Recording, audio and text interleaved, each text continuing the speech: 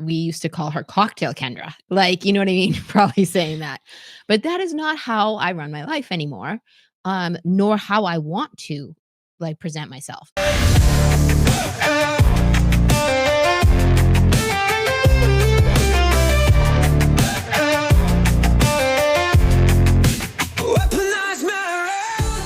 Welcome to the Weaponized Marriage Podcast. I'm your host, Kendra Hewitt. And I'm your host, Ryan Hewitt. Why is that funny? Nothing. It was much better that time. Your first take was not good. It was, thanks. You're welcome. I know. So, anyways, so today we're going to talk about what? You're going to lead.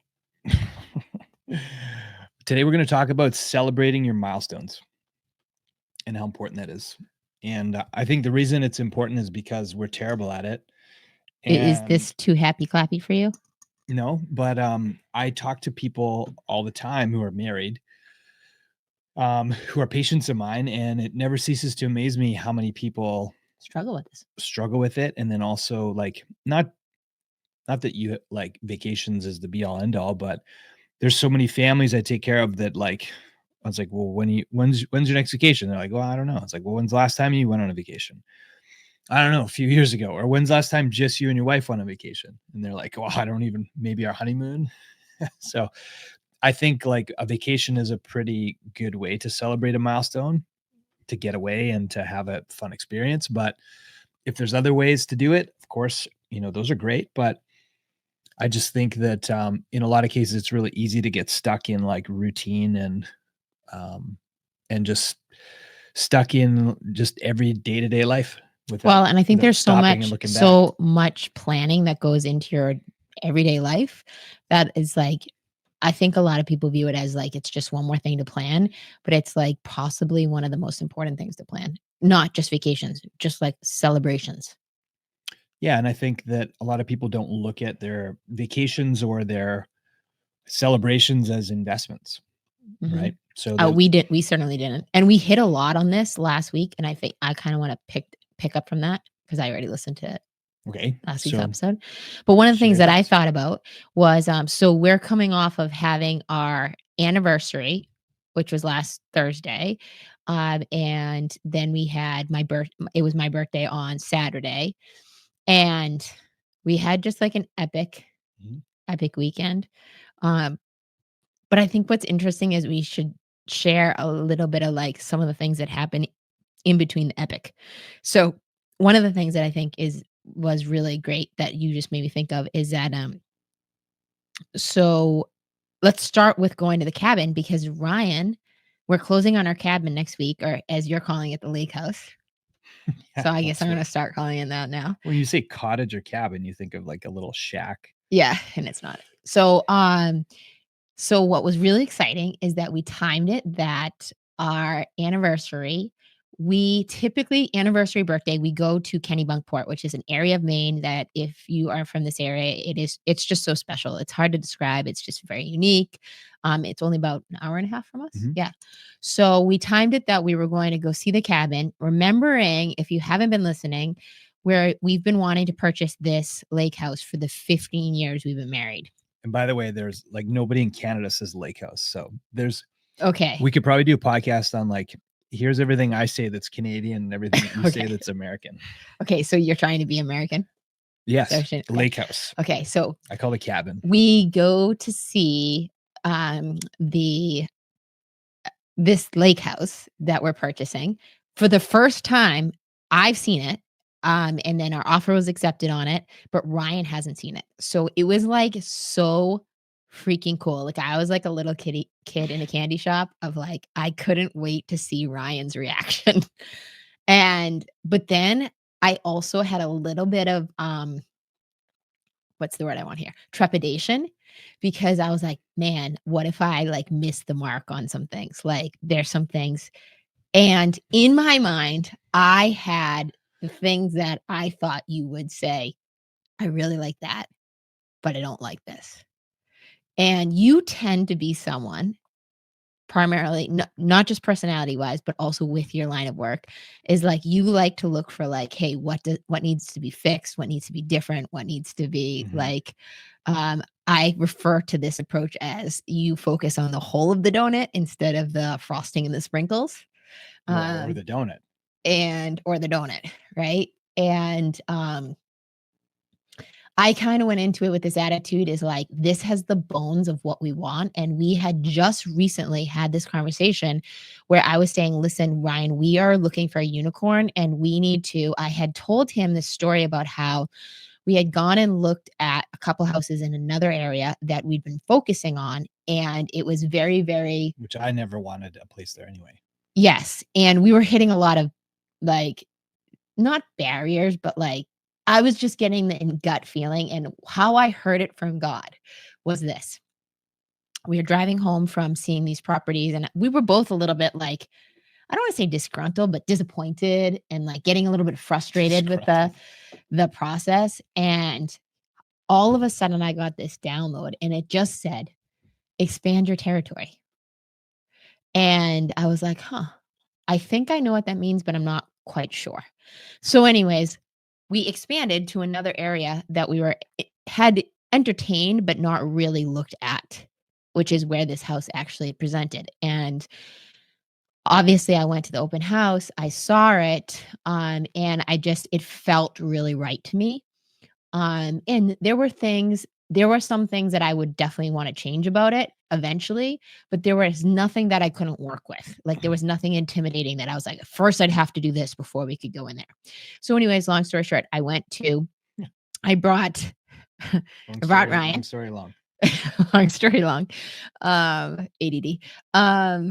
I brought Ryan, and Ryan, why don't you explain what your scenario, like what your experience was? Well, no. So you create an expectation of how you thought I would react and respond, right? Yeah. Yeah. So, and I think when you create expectations and they're not met, then you get a little bit disappointed. No. Yeah. I mean, what do you want me to say? I think I already saw pictures. I already knew it was the right place. I didn't even need to see it to know it was the right place. So I already knew that it was going to be what we want. And I think that like you had said, we were looking for a unicorn. And yeah, I think that you always want to I think what you've taught me over time is to how to have vision as far as like what you want to create. It doesn't always have to start off the way you want it. It's kind of like when you start a practice. And I think the mistake a lot of practitioners make when they start a business or start a practice, or anybody who starts a business, is they think that it has to like look and feel the way that you want it to be like right away. And usually that requires a lot of money. And when you're starting up a business, typically you want to be pretty lean. You want to start with low overhead. You don't want to like blow your load right away and spend all of your money right before you're even making money. So I think that once I started to look at this lake house like a business, I think my mindset changed a lot on it, because we are going to try to operate it as a business, which took me a while to get right with, because I think that, I wanted I want this place to be mine, and I want it to look the way I want it, and I want to be the only one to use it, and I want to have just my stuff there. Whereas like I talked to Bobby on my podcast a couple of weeks ago, and he shared a story about a speaker that talked about how ownership is overrated.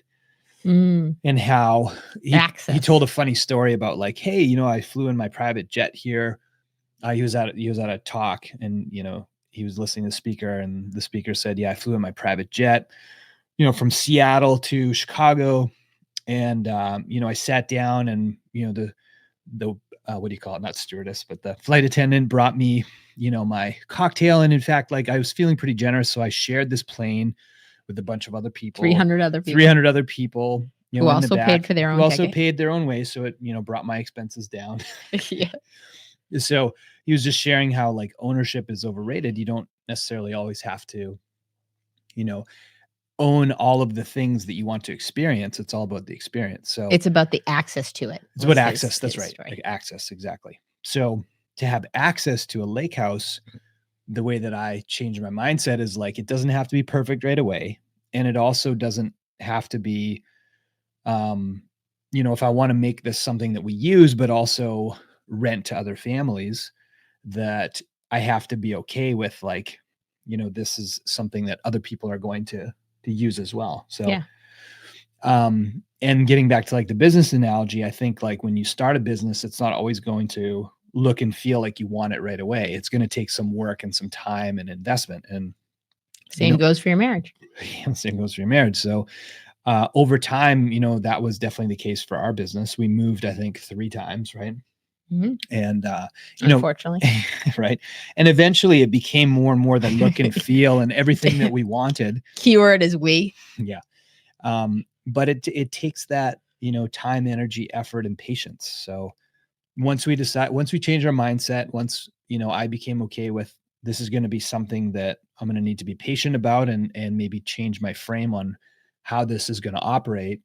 This opened up and it's like, hey, my top things that we need is I want an all season place. I want a place on the water where there's a dock and a place where we can park our boat, and, a place where we can have storage, so we can have things in a garage that separate some of the access to the guests, right? So we can have things in there, and then also, have a place where there's enough bedrooms and bathrooms so we can entertain and have other people there with us. So it's not just like a little 2-bedroom type of thing.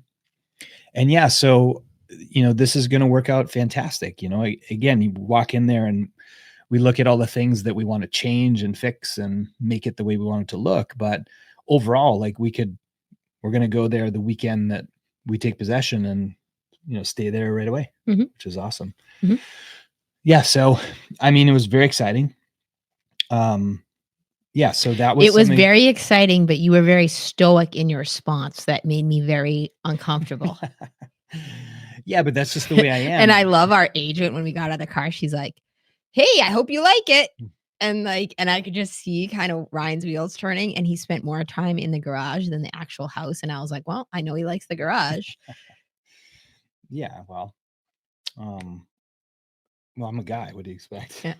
But I think it was a really good lesson in just like flexibility, like learning to like stick to the core of what you want, but the flexibility around it. Like there was a couple of things he asked me about. Like one thing that stands out was like this in the basement. It's a finished basement, but it has a drop ceiling. And Ryan's like, "Oh shit, can you fix this drop ceiling? I don't want to feel like I'm at work all day." Say, can you fix it? And implying you're gonna fix no. But like, can we change it? You said, right? And I think like, it was such an interesting dynamic, because I remember I said to you, I was like, I can fix or change anything in here that you want changed. It's just a matter of does that make sense? And what's it going to cost or what's the expense going to be to do that? And I think that like what was really good though is like, I felt like our communication was like, because we had got to this clarity in the communication, I felt very confident in choosing that property beyond my gut. But like when we first started this, it was like we really struggled. We had some core components, but like there were definitely things that we were just like had not considered nor aligned on that were important. Like, for example, the garage thing. Like, to me, I was like, it's not really important I have a garage at my cabin. But you were like, oh, yeah, it is. Like, it has to have space for a gym. And then I'd like to park a truck and maybe a wood shop and then like put all my fishing poles in it. And like, you had this whole list. And I think it was a really good example of just like how you even start out in your marriage, right? Like, when you start out in your marriage, it's so generalized of like, hey, you're my person and this is how we're going to operate. But then as you go along is you hopefully with effort get better at communicating with more clarity of like, hey, this is important to me, or this is the reason I want this. And I think but that it's about communicating what you want. Yeah. Which is typically a struggle for you and not for me. Yeah. And getting more like clear. But like I could have never made an offer on that property if there was anything that stood out that I was like, it doesn't match our list. Yeah. Well, right? I knew that lake was what the lake I wanted to be on. I wanted to be on like a clean, deep lake that, was on a piece of property that wasn't in like a shallow weedy bay, something that we could like literally swim right off the dock and we could boat and fish. And that, we could use the lakefront to hang out at, right? So like get some sun and enjoy. So the lake was by far the number one like factor. Mhm. Like, what lake do you want to be on? Yeah, and we had this conversation where I was like, listen, we are back to the unicorn. We're looking for a unicorn and we need a stepping stone. And it's like I thought about that as like being celebrating 15 years in marriage is like, man, what were some of the things that like actually operated as stepping stones in our marriage? And what like we're talking about celebrations, right? So then we went from looking at the house to going to celebrate our anniversary in Kennebunkport. And that night, that even though I had way too many martinis and was uncomfortable that I did that, what our conversation, we did a recap of like, what's the best vacation we ever took, or like, what are some memorable moments? And what ended up happening is we went back and forth on like memories that stood out. And what I think is really interesting reflecting back on that is um not only was it like a fun conversation, I felt like, but we also went to like some of the memories we had of when the vacations were not so great. Like when it was like, hey, this was like the one that comes up for me specifically was like we both talked about our trip to Norway and we had some really amazing highlights in our trip to Norway. But we were also in one of the shittiest places we had ever like basically the bottom of our marriage. And that trip was kind of like a Hail Mary, right? Like it was like partly it started out as partly business. We went to Iceland for business. That was stimulated by like I went to do some consulting. And then from Iceland, we went to Norway first, and then we went to Sweden, which we had friends in both areas. And when I think about that, like I said, like Stockholm was one of my favorite cities ever. I had not anticipated that. It still is. Um, and we had so many great memories, but like we were at a place where our communication was completely fucking broken. And to think about that, that was 2016 when we did that trip. And to think about like how here it is 9 years later where we can recap on that almost, well, yeah, almost 9 years. We can recap and we can look at that and we can take the good, the celebration part, but we can also reflect on the dark stuff and where we came from. I think just really stimulated us into a better conversation. Yeah. And then, so I think I know you're going to want to tell that part anyway. Well, yeah. So go for it. Here's the good part about like picking your spots and having a couple of drinks is that it does loosen you up and it takes down a little bit of the like noise and opens up conversation, and it's nice. Like you have one or two drinks. So we both had 2 drinks. Except don't have 2 drinks when they're martinis. Hold on. So yeah, 2 drinks, which I was fine, but Kendra had 2 drinks, but they were both lemon drop martinis. So I didn't even think about it, but that was like literally like 6 or 7 ounces of booze that you drank at dinner. Which back in my heyday would have not been a problem, but yeah, so I'm not in which my was heyday everything anymore. was fine until we got back. And of course, like we wanted to in the theme of celebration, like for like Kendra knows, like I don't care. Like I don't want stuff. I don't want her to buy me things. I don't want her to like give me gifts. I don't the way I want to celebrate. I think every single listener knows what you want. The way I want to celebrate is I want to have like a great time, and then I want to have great sex. Right. So Kendra knows this. So she's like fumbling around, pulling out her outfit. And which I couldn't even figure out how it went on. Because she had brought nice lingerie, which I love. But that didn't work. So I was like, well, I'm going to take off your dress in front of the mirror and have this little sexy moment. But then Kendra being like sideways, she was like, I don't want to look at myself. And she was laughing and making it all fucked up and awkward. And that did not work out. So here's a tip. If you want to celebrate, don't drink too many alcoholic beverages, because that doesn't lend itself to like sexy times. So yeah, that fell apart and went sideways, but we made up for it the next morning. And the thing is, we had like this awesome like balcony suite in front of the water, like in that I had specifically booked because of the balcony. Right. So I had all these ideas. I had these expectations, right?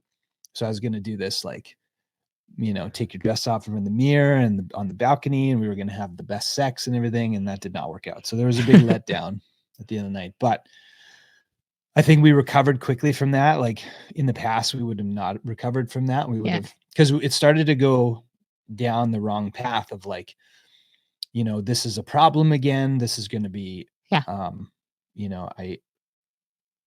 know. I mean, whatever thoughts you were having about. Well, I was thinking about how Steven, our therapist, had said to me about how like you want your arguments to be further apart and lesser duration. Like that's the goal of progress. Okay, I thought you were going to say Steven, our therapist, told me to do the exercise of taking your. He did tell you to do that as well. However, hold on, why did he want me to do that to you?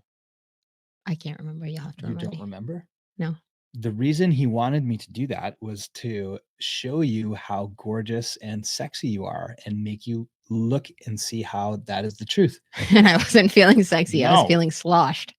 Yeah. And I don't know. You get like.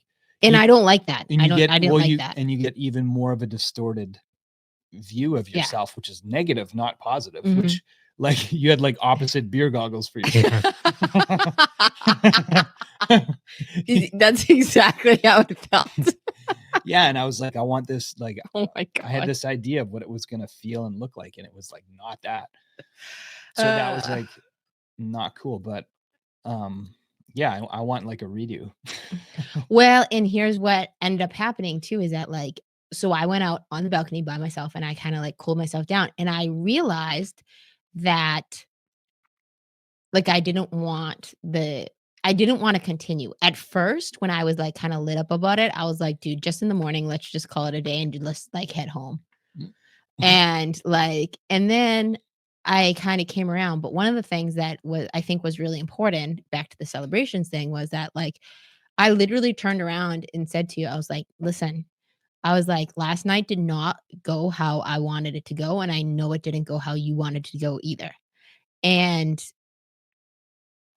you were receptive to me talking to you about this, that was very new for me to be able to like say that in that short period of time. Like usually I need like a cooling off period to like kind of get my shit together.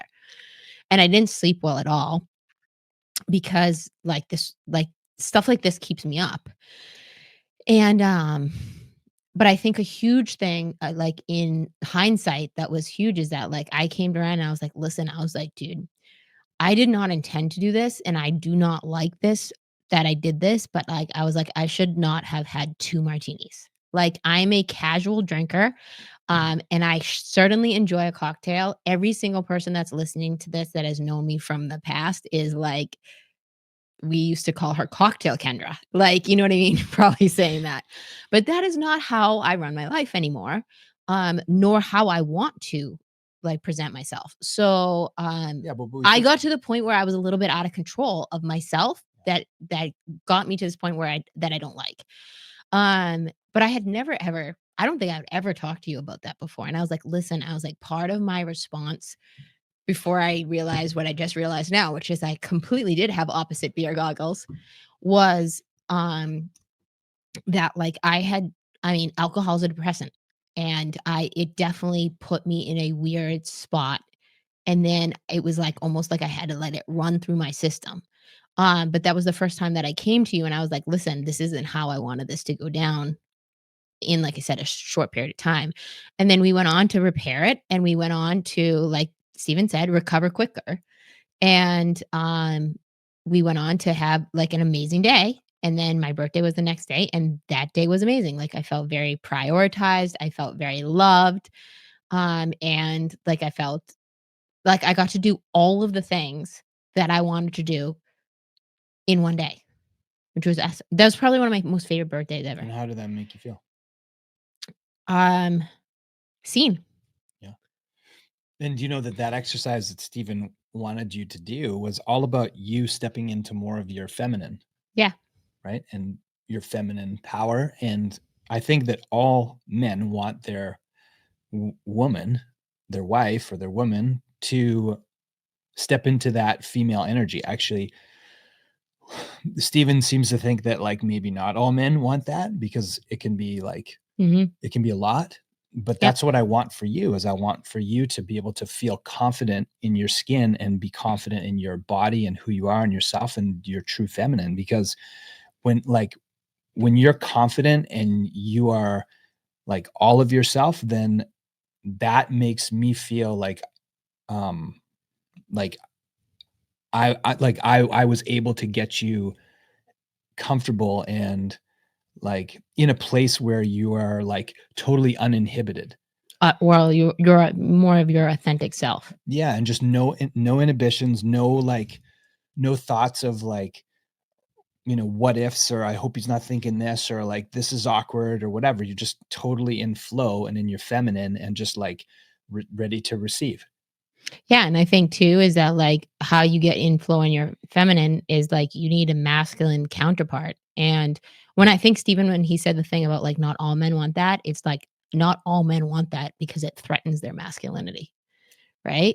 Well, Like it threatens if they have to rise into becoming, be their masculine very self. masculine in their self, right? Yeah, Be very confident. confident and secure in Mhm. who they are as a man, right? In order to allow their woman to rise. Yeah, and I think that like that's means something that we really, I would say probably since 2018 we've really kind of uh scratched the surface on, but I don't think it's till these last couple years like where we Well, worked one on I one. never even knew that was a thing until Yeah. then. Maybe that's another episode. But like also too is that one of the things I think of is like I was just thinking about this the other day. Um Back to the lake house idea. I was thinking about like what I want to do in Lily's room. And one of the things that I really wanted to do was I want to get like a mural of like an oak tree. And I remember when she was a baby, when we were in Montana on our baby moon, which we also talked about. Remember I bought her this onesie and it said like a mighty oak, or and it had an acorn on it. And which is a metaphor you used to use in your workshop, but that you would teach to patients. And I thought about it because it was Garrett that really kind of stimulated this, and then it kind of expanded into a bigger conversation. But it's like, well, women want for them to be in their feminine. It means that it comes with like storms and calms in between. Like it is, you can be a raging hurricane, AKA bitch, one moment, and then you can be calm in the eye of the storm before it comes back around, right? And like, if you know anything about storms, I always think about this metaphor is like the eye is when everything's calm, everything comes out, the sun comes out. It's usually the most beautiful part of a storm. But here's what happens. It's actually the storm is changing the direction of the energy. Right. So like if you're in the eye of a hurricane, it's was going in one direction and now it's slowed down because it's speeding up to come back in the opposite direction. And it has way more energy and intense power when it comes out of the eye. Mhm. And I always thought about how like this is such a great metaphor for relationships because like what I need the man who's the fucking oak tree. He is immovable. Like, and it's like there were times when you weren't an oak tree, you were a fucking pine tree.